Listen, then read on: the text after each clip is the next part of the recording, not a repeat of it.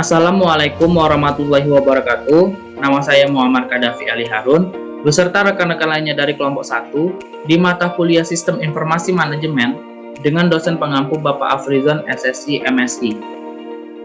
Pada kali ini, kelompok kami membahas materi mengenai sistem informasi fungsional yang terdapat 5 pembahasan utama. Yang pertama yaitu sistem informasi akuntansi, yang di dalam terdapat 6 pembahasan, yaitu pengertian, kedua fungsi penting, 3 subsistem, 4 tujuan, 5 siklus-siklus pemrosesan transaksi, dan yang keenam peran akuntan dalam hubungannya dengan sistem informasi akuntansi.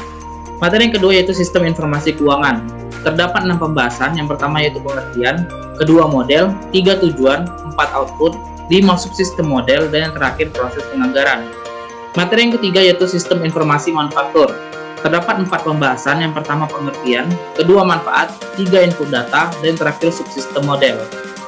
Materi yang keempat yaitu sistem informasi pemasaran. Terdapat 4 pembahasan, yang pertama yaitu pengertian, kedua prinsip, 3 arus informasi Kotler, dan model sistem. Materi yang kelima yaitu sistem informasi sumber daya manusia. Terdapat 6 pembahasan, yang pertama yaitu pengertian, kedua fungsi, 3 kegiatan utama, 4 model, 5 database, dan yang keenam subsistem output. Materi yang pertama yaitu sistem informasi akuntansi. Pengertian sistem informasi akuntansi. Sistem informasi akuntansi merupakan sebuah sistem informasi yang menangani segala sesuatu yang berkenaan dengan akuntansi. Untuk dapat memenuhi kebutuhan informasi bagi pihak eksternal maupun internal, maka disusunlah suatu sistem yang menghasilkan berupa informasi keuangan yang berguna, sesuai dengan kebutuhan dan kemampuan perusahaan. Maka sistem informasi akuntansi dapat diproses baik dengan cara manual maupun dengan menggunakan mesin pembukuan yang sederhana sampai dengan komputer. Materi yang kedua yaitu fungsi penting sistem informasi akuntansi. Terdapat 3 fungsi penting. Yang pertama yaitu mengumpulkan dan menyimpan data tentang aktivitas dan transaksi. Kedua, memproses data menjadi informasi yang dapat digunakan dalam proses pengambilan keputusan. Yang ketiga, melakukan kontrol secara tepat terhadap aset organisasi. Materi yang selanjutnya yaitu subsistem, sistem informasi akuntansi. Terdapat 5 sistem. Yang pertama yaitu sistem pengeluaran atau expenditure system, yaitu segala peristiwa yang berhubungan dengan usaha mendapatkan sumber-sumber ekonomis yang diperlukan oleh perusahaan, baik berupa barang ataupun jasa, baik pemasok dari luar maupun dari karyawan yang ada di dalam perusahaan. Yang kedua, sistem pendapatan atau revenue system, yaitu berhubungan dengan penjualan barang atau jasa yang dihasilkan oleh perusahaan kepada konsumen dan mendapatkan pembayaran dari mereka. Yang ketiga itu sistem produksi atau production system, yaitu berhubungan dengan pengumpulan, penggunaan, dan pengubahan bentuk suatu sumber ekonomi. Yang keempat, sistem manajemen sumber daya atau research management system, yaitu meliputi peristiwa-peristiwa yang berkaitan dengan manajemen dan pengendalian sumber daya seperti investasi dan aktiva tetap atau fasilitas. Yang kelima yaitu sistem buku besar dan laporan keuangan atau general ledger and financial accounting, yaitu berhubungan dengan laporan rekaman keuangan dalam waktu tertentu, misalnya laba rugi, arus kas, dan lain-lain. Tujuan sistem informasi akuntansi. Menurut Mulyadi, sistem informasi memiliki 4 tujuan umum dalam penyusunannya, yaitu 1. Untuk menyediakan informasi bagi pengelolaan kegiatan usaha yang baru ada, baik mengenai mutu, ketepatan penyajian, maupun struktur informasinya. Kedua, untuk memperbaiki informasi yang dihasilkan oleh sistem yang sudah ada pada sebelumnya. 3. Untuk memperbaiki pengendalian akuntansi dan pengecekan intern, yaitu untuk memperbaiki tingkat keandalan atau reliability informasi akuntansi dan untuk menyediakan catatan lengkap mengenai pertanggungjawaban dan perlindungan kekayaan perusahaan. Yang keempat yaitu untuk mengurangi biaya klerikal dalam penyelenggaraan catatan akuntansi. Saya Nadia Prilanti Ramadi, saya akan menjelaskan materi yang selanjutnya yaitu siklus-siklus pemrosesan transaksi. Sistem informasi akuntansi meliputi beragam aktivitas yang berkaitan dengan siklus-siklus pemrosesan transaksi perusahaan, yaitu yang pertama siklus pendapatan, yang mana kejadian-kejadian yang berkaitan dengan pendistribusian barang dan jasa ke entitas-entitas lain dan pengumpulan pembayaran-pembayaran yang berkaitan. Yang kedua, siklus pengeluaran, yang mana kejadian-kejadian yang berkaitan dengan perolehan barang dan jasa dari entitas-entitas lain dan pelunasan kewajiban-kewajiban yang berkaitan. Selanjutnya yang ketiga, siklus produksi, yang mana kejadian-kejadian yang berkaitan dengan pengubahan sumber daya manusia menjadi barang dan jasa. Dan yang terakhir, yang keempat, siklus keuangan. Kejadian-kejadian yang berkaitan dengan peroleh dan manajemen dana modal termasuk kas.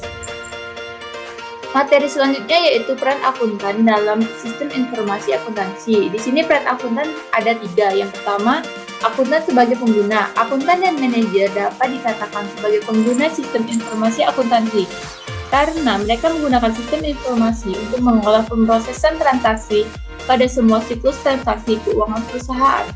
Yang kedua, akuntan sebagai desainer. Salah satu faktor keberhasilan atau kesuksesan dalam perancangan suatu sistem informasi adalah dengan melibatkan pemakai sistem tersebut. Sebagai akuntan, harus dilibatkan dalam perancangan sistem karena akuntan mempunyai pengetahuan mengenai prinsip-prinsip akuntansi, prinsip-prinsip pengauditan, teknik-teknik sistem informasi, dan metode pengembangan sistem. Upaya perancangan sistem merupakan kolaborasi antara akuntan dengan profesional atau spesialis sistem. Selanjutnya yang ketiga, akuntan sebagai auditor. Output atau hasil akhir dari sistem informasi akuntansi adalah berupa informasi laporan keuangan. Informasi dari laporan keuangan yang dihasilkan sistem informasi akuntansi harus sesuai dengan kualitas suatu informasi.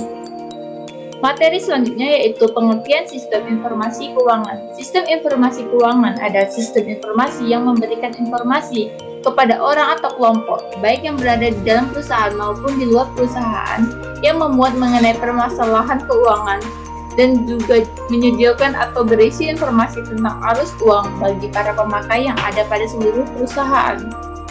Dengan kata lain, bahwa sistem informasi keuangan merupakan bagian dari sistem informasi manajemen yang digunakan untuk memecahkan seperti masalah-masalah keuangan dalam perusahaan.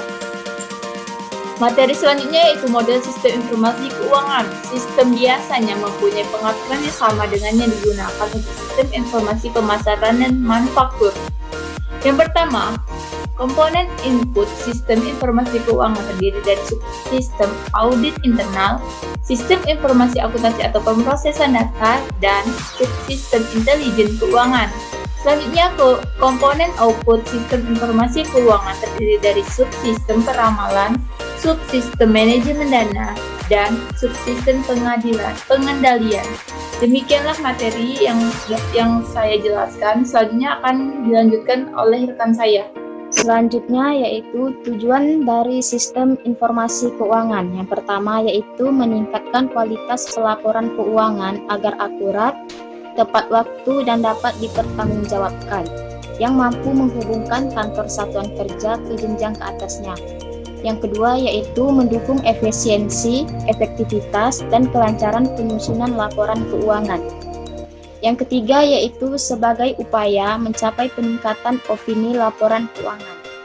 Selanjutnya, output sistem informasi keuangan. Yang pertama, sistem peramalan.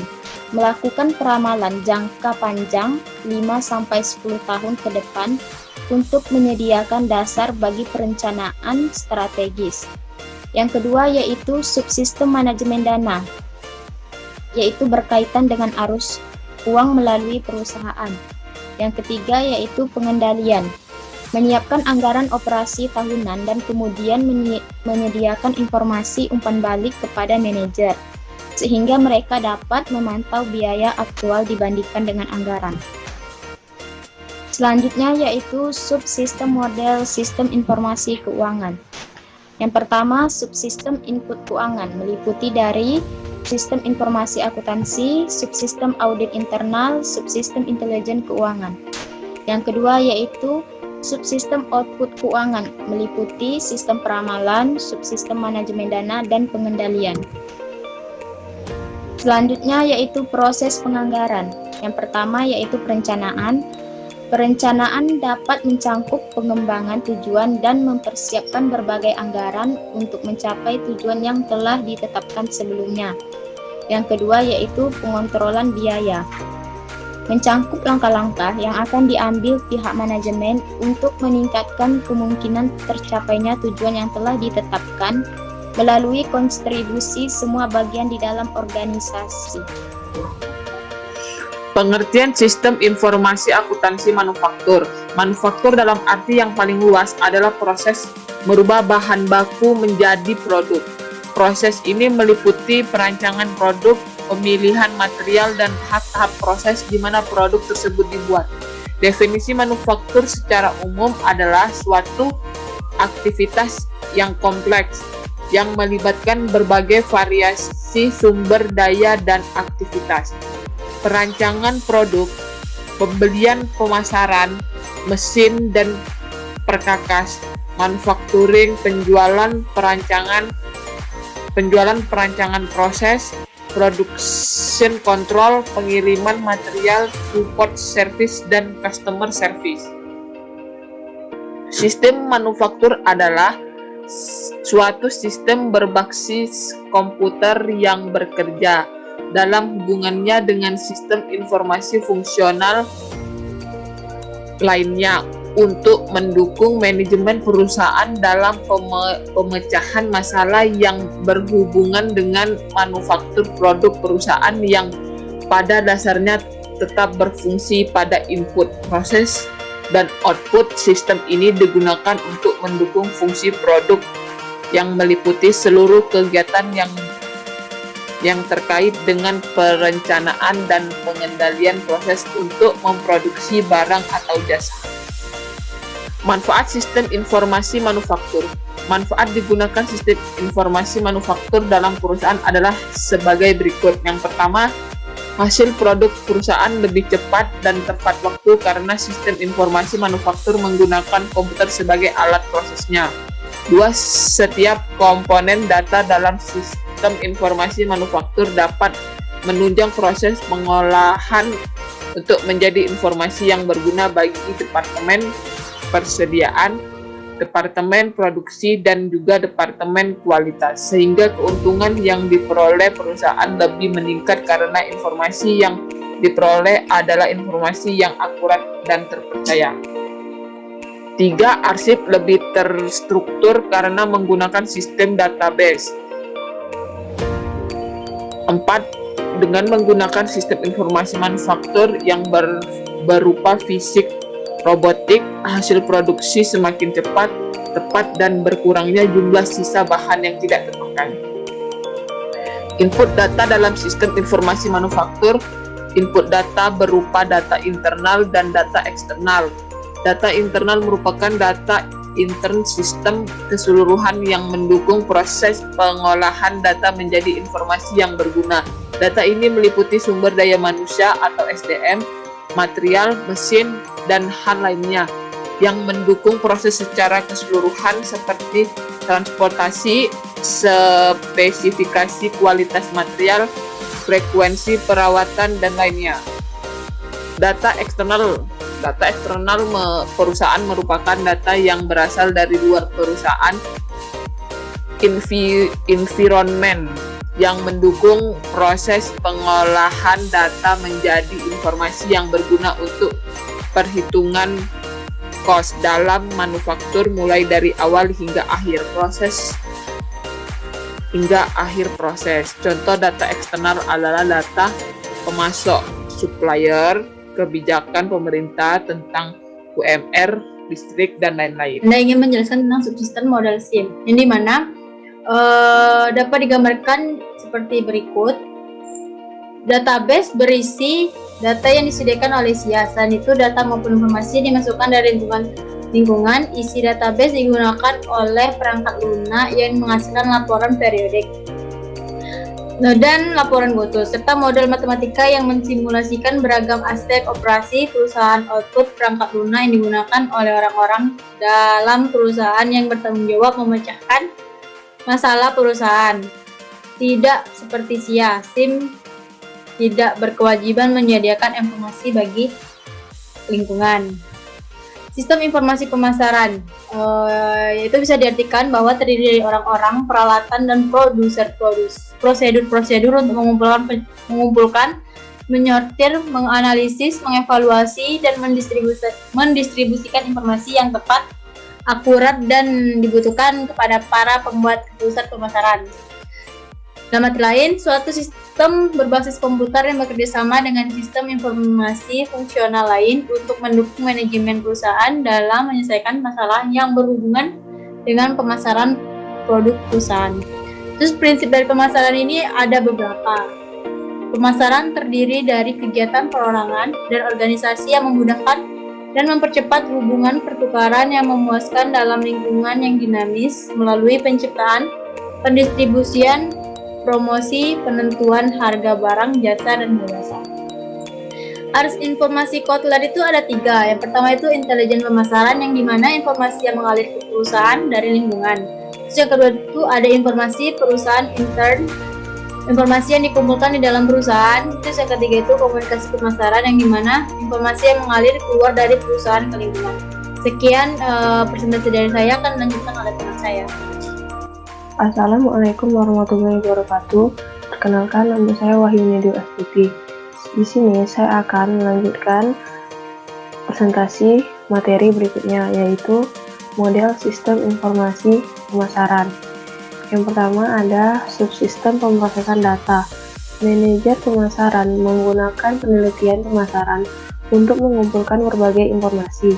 Informasi yang dikumpulkan terbagi menjadi 2, yaitu data primer, yang artinya sebuah data yang didapat atau dikumpulkan itu oleh perusahaan. Yang kedua, data sekunder, sebuah data yang didapat atau dikumpulkan oleh orang lain. Penelitian pemasaran digunakan untuk mengumpulkan data primer melalui beberapa teknik penelitian. Selanjutnya itu ada subsistem intelijensi pemasaran. Pemasaran memiliki tanggung jawab utama pada para pelanggan dan pesaing. Sistem informasi akuntansi mengumpulkan seluruh data pesaing. Intelijensi pemasaran atau marketing intelligence merupakan suatu kegiatan yang etis untuk mendapatkan suatu informasi tentang data pesaing. Selanjutnya yaitu subsistem produk. Produk merupakan suatu unsur utama di dalam marketing mix, dan perusahaan pun berhak memutuskan untuk menyediakan produk dalam memenuhi kebutuhan pasar tertentu. Tugas dari manajer pemasaran adalah mengembangkan suatu strategi dan taktik di dalam marketing mix, serta dapat mengintegrasikannya menjadi suatu rencana pemasaran. Siklus hidup produk merupakan penjualan suatu produk yang dimulai dari perkenalan, perkembangan, dan penurunan. Subsistem promosi. Promosi merupakan salah satu cara untuk meningkatkan tingkat penjualan dalam bidang pemasaran. Suatu area promosi tempat komputer, yaitu komunikasi wiraniaga. Para wiraniaga tersebut membawa komputer portable. Sistem memberikan kemudahan bagi wiraniaga, yaitu informasi mengenai calon pelanggan baru, mengenai produk yang paling menguntungkan bagi perusahaan untuk dijual, dan dapat mengetahui selera para konsumen. Subsistem harga. Subsistem harga hamper serupa dengan subsistem promosi dalam hal dukungan keputusan. Penentuan harga berdasarkan biaya menentukan biaya-biaya yang akan dikeluarkan dan menambahkan markup yang diinginkan. Penentuan harga berdasarkan permintaan menetapkan harga sesuai dengan nilai yang ditempatkan oleh konsumen terhadap suatu produk. Subsistem unsur terpadu. Subsistem unsur terpadu mendukung para manajer saat unsur-unsur bauran pemasaran dikombinasikan untuk membentuk suatu strategi. Nah, selanjutnya itu materi tentang pengertian sistem informasi sumber daya manusia.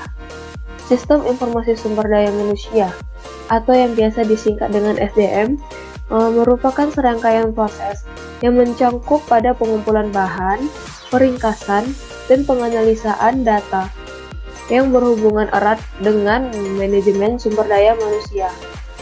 Sistem informasi sumber daya manusia dirancang untuk membantu para manajer dalam membuat keputusan-keputusan yang lebih efektif.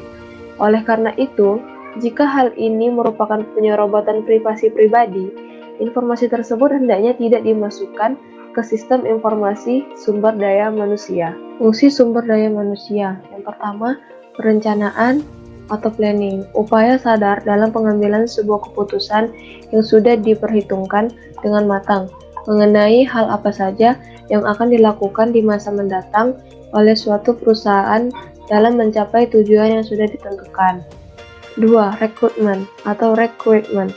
Charles Merhorn menyatakan bahwa rekrutmen ini merupakan suatu proses dalam penarikan kandidat bermutu untuk mengisi posisi yang kosong. 3. Seleksi merupakan proses dalam menemukan tenaga kerja atau karyawan yang sesuai dan tepat dari beberapa kandidat yang tersedia.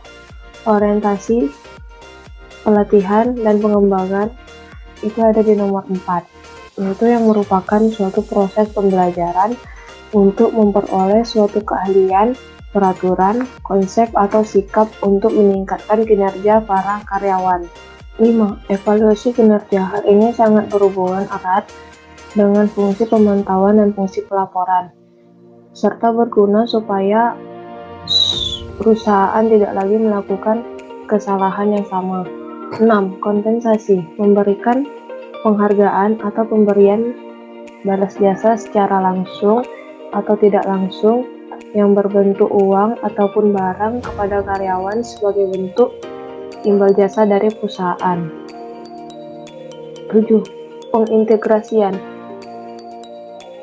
merupakan aktivitas untuk menyatukan antara kepentingan perusahaan dengan kebutuhan para karyawan sehingga menciptakan kerjasama yang menguntungkan bagi kedua belah pihak. 8. Pemeliharaan merupakan aktivitas untuk memelihara atau bahkan meningkatkan kondisi mental, fisik, dan loyalitas pekerja supaya tercipta adanya kerjasama yang panjang.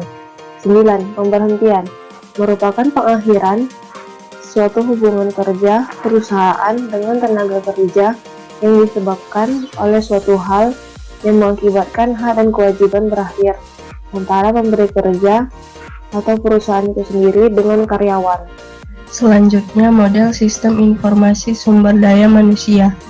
Perencanaan awal harus memasukkan sebuah model keseluruhan yang akan menggambarkan masukan-masukan, transformasi, dan keluaran-keluaran yang diharapkan dari sebuah sistem. Database sistem informasi sumber daya manusia. Database yang digunakan adalah berbasis komputer yang meliputi. Yang pertama, isi database. Di dalam isi database terdapat data pegawai seperti tanggal lahir, nama, departemen, jabatan, tingkat pendidikan, dan lainnya.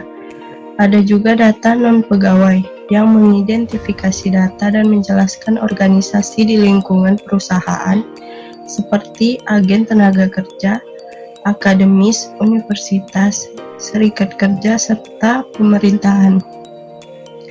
Yang kedua, lokasi database, sistem informasi sumber daya manusia. Sebagai database sistem informasi sumber daya manusia ditempatkan pada komputer sentral perusahaan. Tetapi database yang lain bisa berada di divisi khusus seperti pada divisi operasi lain dan luar pusat pelayanan. Yang ketiga, perangkat lunak manajemen database. Perangkat lunak yang digunakan dalam mengelola database sistem informasi sumber daya manusia perusahaan, contohnya IMS, Focus, DBase, dan lain-lain. Subsistem output sistem informasi sumber daya manusia. Yang pertama, subsistem perencanaan angkatan kerja. Subsistem ini meliputi semua kegiatan yang memungkinkan manajemen untuk mengidentifikasi kebutuhan pegawai di masa mendatang, seperti pembuatan bagan organisasi, peramalan gaji, analisis atau evaluasi jabatan. Yang kedua, subsistem perekrutan. Subsistem ini mengidentifikasi dua aplikasi perekrutan, yaitu penelusuran pelamaran dan pencarian internal. Yang ketiga, subsistem manajemen angkatan kerja.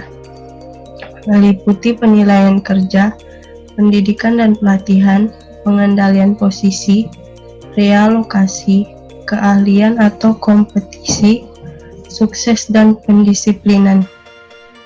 Yang keempat, subsistem kompensasi. Mendeskripsikan segala bentuk informasi yang berkaitan dengan balas jasa terhadap apa yang telah dikerjakan oleh karyawan. Meliputi peningkatan penghargaan, gaji, kompensasi eksklusif, dan intensif bonus kehadiran. Yang terakhir, subsistem benefit. Subsistem ini seperti seberapa besar pensiun yang diperoleh seorang karyawan dan masa kerjanya. Baiklah, begitu saja penjelasan materi dari kelompok kami. Terlebih dan terkurang saya memohon maaf. Wabillahi taufik walhidayah. Wassalamualaikum warahmatullahi wabarakatuh.